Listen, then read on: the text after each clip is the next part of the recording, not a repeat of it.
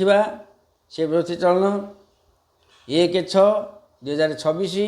सोमवार रात्र 1:48 समय बृहस्पति महाग्रह पुनर्वसु नक्षत्र कर्कट राशि को संचार करेंगे रे 31/10/2026 पर्यंत तापर फेरे सिंह को जीवे सी फल अलग देखा कर्कट राशि 7/4 8/4 9/4 पृथ्वी जिते रहिले भाई भौणी तांकर बृहस्पति 1 जन्म बृहस्पति पांजे लिखाई बही लिखाई ज्योतिषशास्त्र लिखाई कौन ना जन्म सुराचार्य राम राजा बनमत रामचंद्र जाते वन को ताले कौन जिते कर्कट राशि पृथ्वी अच्छा सब वन को जी वन अच्छी वन को जी तात्पर्य ता नुह 1 बृहस्पति हेले भी बृहस्पति केन्द्र को आसिले उच्चस्थ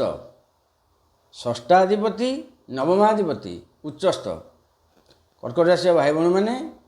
ए वर्ष बृहस्पति शुभफल निश्चय पाइबे किए कह खराब चित्र मोह कम मिलो जहाँ पाठ भाव तुम कहि भ्रमण जोग अर्थ व्यय अच्छी किंतु पंचम दृष्टि पंचम स्थान बिछा राशि मंगल क्षेत्र को संतान प्राप्ति जोग रही कि संतान सृष्टि होगा जोग रही कि पिला माने उच्च विद्या पढ़ा जोग रही बाप माँ कर्कट राशि पिला अलग राशि जेहेतु बर्तमान बाप माँ रहा भल पिले विदेश जीवे कि आउट ऑफ इंडिया जीव पाठ पढ़ पढ़ातु किसी असुविधा नहीं पिला बहुत बढ़िया समय यहाँ एवं नवमाधिपति हेले उच्चस्थ बृहस्पति सप्तम दृष्टि सप्तम स्थान शनि क्षेत्र मकर राशि को सांग व्यवसाय स्त्री विदेश ये सब भल विदेश को जी जातु किसी असुविधा नहीं बृहस्पति दृष्टि रहा सप्तम को विदेश कहीं जीवे जीवे नवम दृष्टि नवम स्थान निज घर मीन राशि को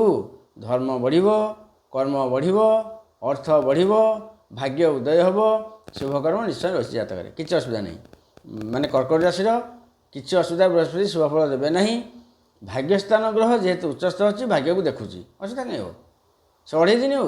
2 घंटा हो बहुत बढ़िया रही प्रति गुरुवार दिन जदि किसी अशुभ मन करेंगे प्रति गुरुवार दिन 2टी कमला हलदिया कमला जो नाली कमला गौरव पिला खाइबा देवे बृहस्पति अन्य नाम हूँ जीव